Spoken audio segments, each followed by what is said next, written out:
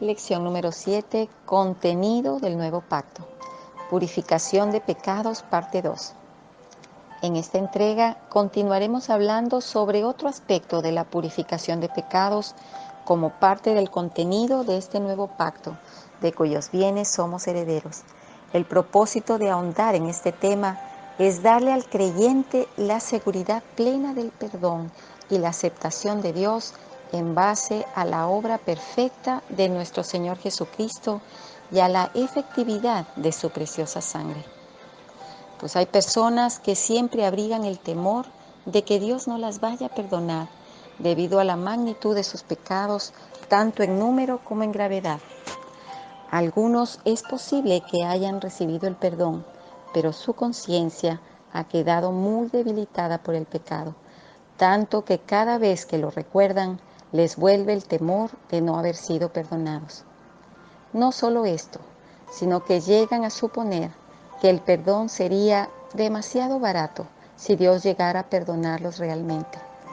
Todos los que abrazan tales actitudes erróneas tienen necesidad de saber que pueden confiar en el perdón, ya que éste se apoya en sólidos fundamentos.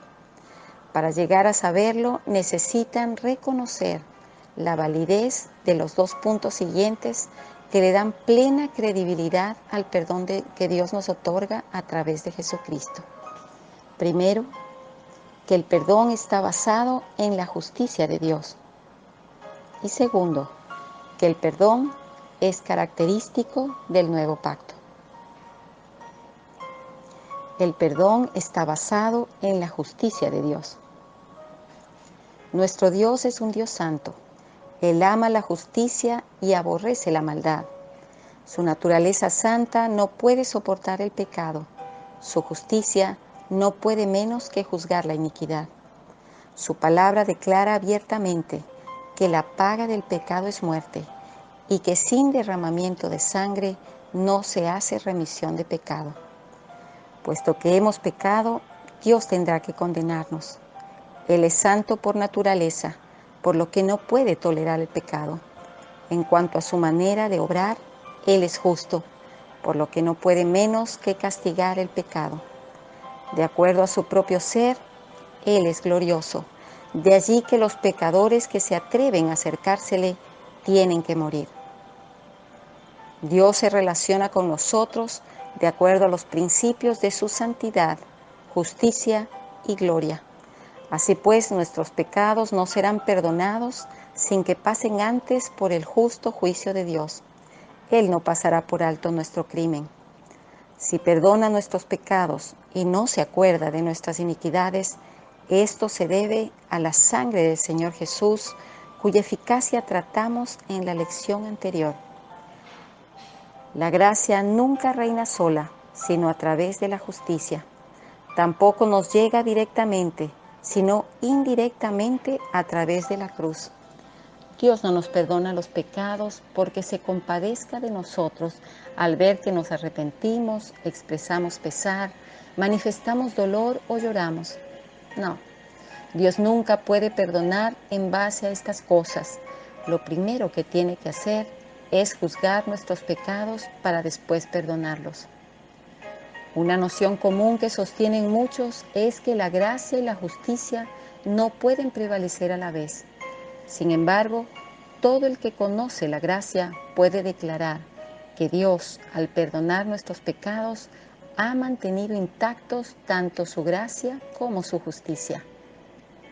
Qué clamor tan impresionante el de nuestro Santo Señor el día que cargó con el pecado del mundo en la cruz.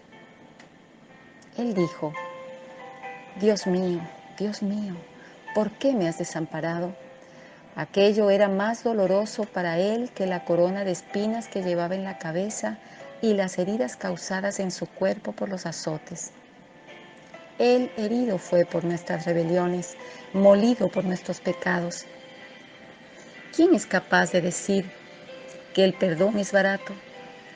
Todo el que ha aprendido de la gracia podrá comprender, aunque sea parcialmente y con lágrimas de gratitud, la profundidad inconcebible del sufrimiento de Jesús y la forma en que apuró por nosotros la copa desbordante de la ira divina para quedar totalmente abandonado en aquel madero de maldición.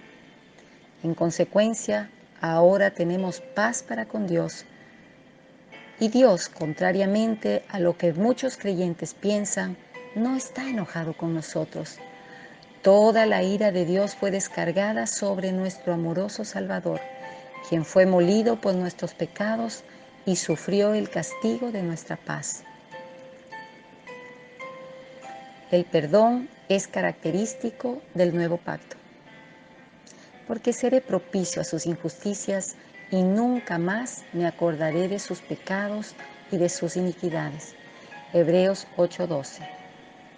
Este es uno de los pasajes más llenos de bendición de cuantos se relacionan con el nuevo pacto. Habla de Dios que nos perdona los pecados en Cristo. Porque Cristo derramó su sangre por nosotros, Dios puede ser misericordioso con nuestras iniquidades. No solo las perdona, sino que las olvida.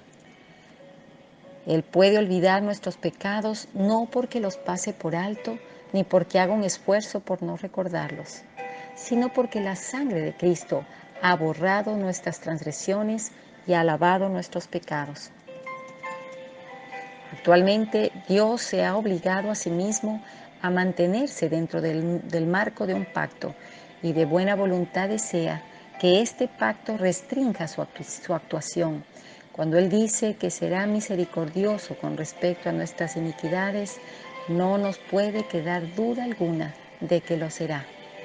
Cuando Él dice que ya no se acordará más de nuestros pecados, podemos estar totalmente seguros de que no los volverá a recordar. Este es el nuevo pacto, este es el Evangelio. Lo lamentable es que muchas veces nosotros olvidamos lo que Dios recuerda y recordamos lo que Dios olvida. Algunos creyentes siempre están cavilando.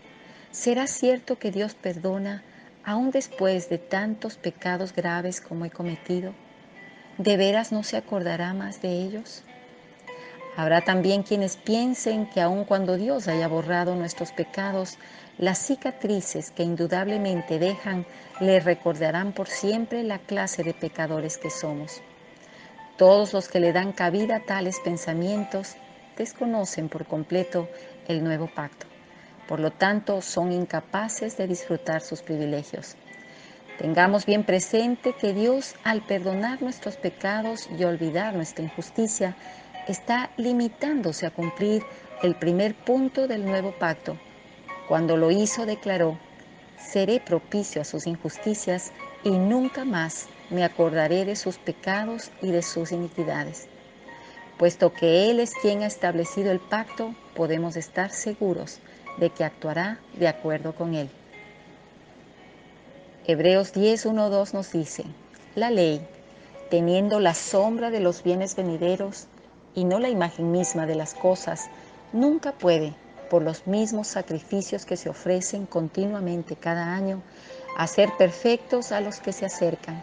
De otra manera cesarían de ofrecerse, pues los que tributan este culto, limpios una vez, no tendrían ya más conciencia de pecado. Esto significa que al ofrecer una y otra vez los mismos sacrificios de sangre de toros y de machos cabríos, los adoradores en el antiguo pacto no podían obtener la paz de su conciencia, que solo se puede conseguir con la sangre del Señor Jesús. Después de haber visto esa sangre, Dios perdona nuestros pecados y no los recuerda más. Esto es característico del nuevo pacto.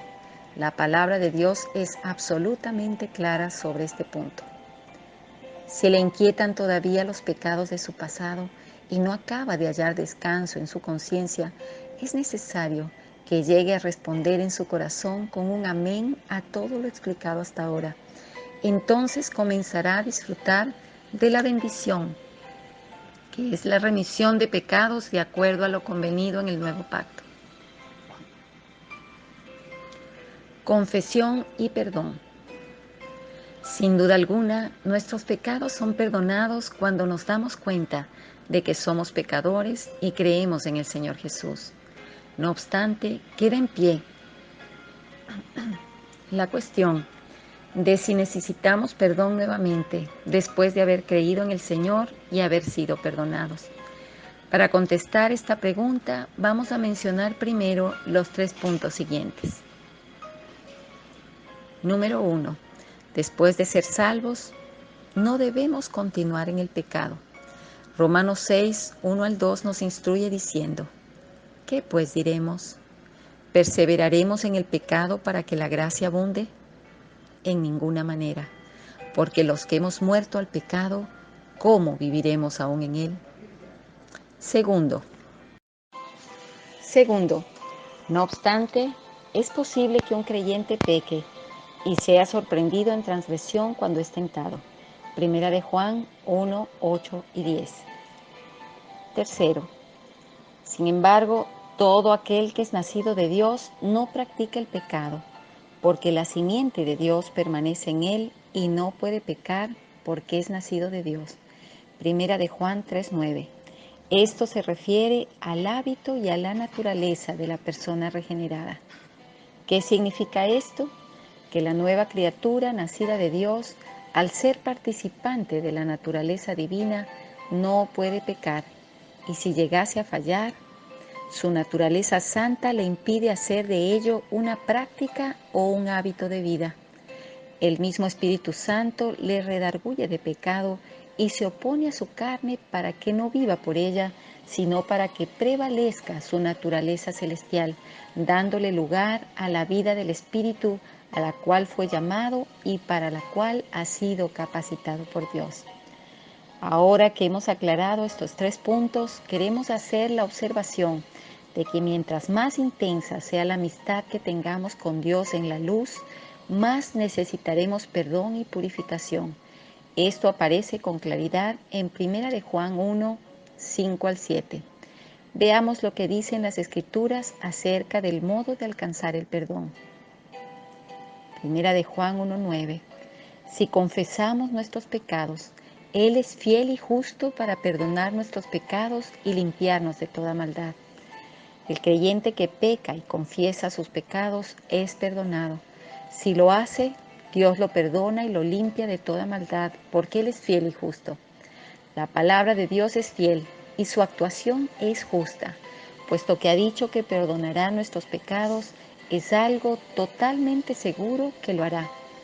Puesto que ha dicho que nos limpiará de toda injusticia, tenemos seguridad plena de que lo hará. En vista de que envió a su Hijo para que muriera por nuestros pecados, Él nos perdonará y limpiará de toda maldad. De aquí que al confesar nuestros pecados, lo que estamos haciendo es asirnos del pacto para pedirle que nos perdone y purifique. Debemos recordar que el perdón cae dentro del pacto. Si nosotros confesamos nuestros pecados, tal como nos lo dice la palabra de Dios, Él cumplirá su palabra y nos perdonará. Quizás haya quien suponga que si fuera capaz de aborrecer más profundamente el pecado o si pudiera sentir con más intensidad la tristeza por él, sería perdonado más fácilmente. Esta suposición es errónea, puesto que no la apoya la palabra de Dios. El aborrecimiento por el pecado y la tristeza por haberlo cometido son los resultados naturales de la iluminación y no condiciones necesarias que tengamos que cumplir a cambio del perdón. Cierta hermana le preguntó una vez a una niña: ¿qué harías tú si cayeras en pecado? ¿Cómo te trataría el Señor Jesús? Su respuesta fue: yo le confesaría al Señor mi pecado y después de hacerme sufrir por un tiempo, Él me perdonaría. No crea que se trata solamente de palabras de una niña, porque muchos adultos nos podrían decir lo mismo. Son muchos los que están haciendo esto exactamente. Estas personas creen que después de confesar un pecado, hace falta que haya un periodo de sufrimiento antes de recibir el perdón. Por eso aguardan hasta que no sienten más dolor de corazón por él y toman esto como seguridad del perdón. Todos los que piensan y hacen de esta manera no conocen las características del nuevo pacto y aún se están guiando por sus sentidos y no por la fe en la que Dios ha dicho y ha dejado establecido en el nuevo pacto. Necesitamos comprender con claridad que el perdón forma parte de este nuevo pacto. Debido a la sangre que derramó el Señor Jesús, Dios no puede hacer otra cosa que perdonar nuestros pecados y limpiarnos de toda maldad, pues el precio ya fue pagado. En el momento en que aceptamos al Señor, Dios nos perdona, en consonancia con lo estipulado en el pacto. Cada vez que confesemos nuestros pecados, Él nos perdonará. Solo tenemos que pedirle perdón de acuerdo a lo estipulado en el pacto y Dios no dejará de dárnoslo. Por supuesto, es necesario reiterar una y otra vez que la confesión de que hablamos aquí es la consecuencia de que veamos nuestros pecados a la luz de Dios. Esa luz no deja sin poner en evidencia ni uno solo de ellos. La confesión que hacemos la hacemos ante Dios y viene a consecuencia de haber visto nuestro pecado bajo el resplandor de su luz y de haberlo condenado como tal. No permita Dios que haya alguien que tome ese perdón a manera de talismán y siga día tras día mintiendo, airándose o pecando de cualquier otra manera liviana, pensando que lo protege la preciosa sangre de Cristo. Actuar así equivale a tratar la confesión como una mera fórmula o técnica, pecar primero y hacer una confesión rutinaria después. No es algo que se pueda contar como confesar a la luz de Dios.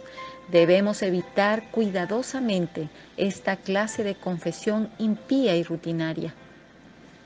Lo que estamos diciendo es que las personas que tienen verdadera intimidad con Dios y caminan bajo la luz de la vida se dan cuenta del pecado con mayor rapidez. De allí que estas personas necesiten más del perdón de Dios y de la purificación mediante la sangre de Cristo.